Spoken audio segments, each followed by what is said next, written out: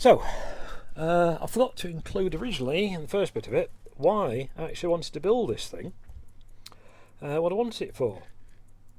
And the reason for that is to make this headset work,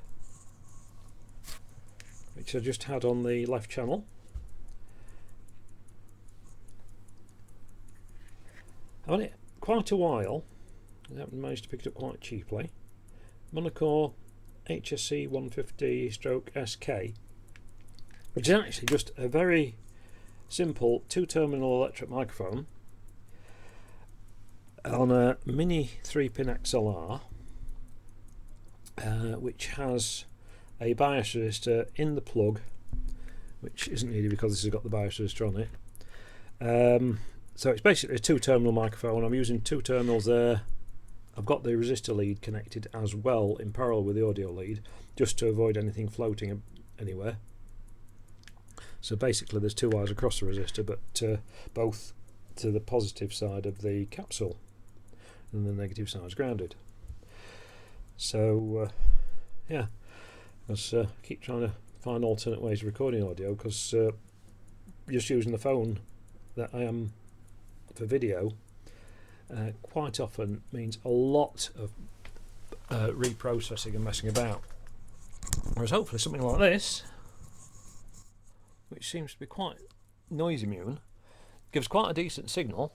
That's back on the left channel, and should possibly improve the audio level. And just looking at Audacity, I can see the background noise level on the desk mic, on the pencil mics,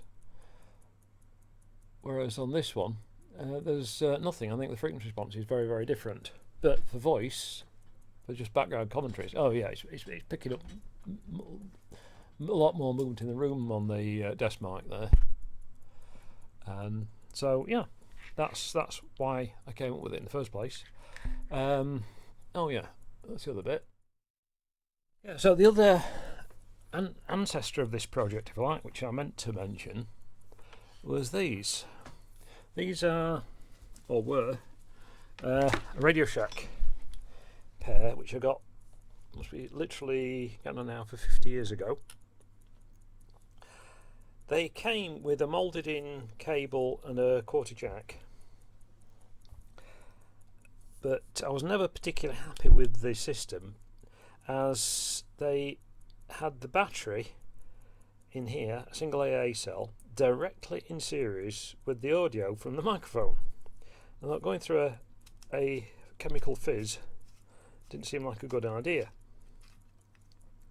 And then the lower half just had a plastic spacer with a coupling capacitor and a load resistor in it to complete the battery circuit and pass audio through. So what I added on these a couple of years, some years ago now, I don't know exactly how long. It's a similar circuit, but it's not quite so refined. It hasn't got quite so much filtering in, because it's all I could fit in.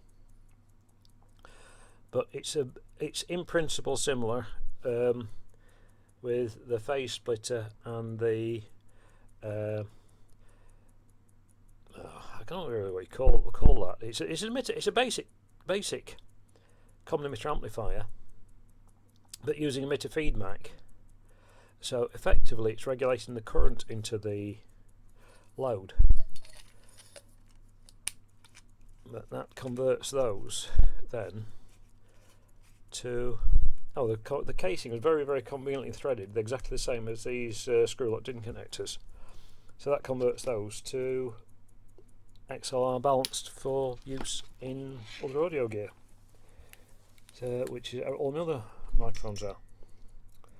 So anyway, yeah, back to the project itself.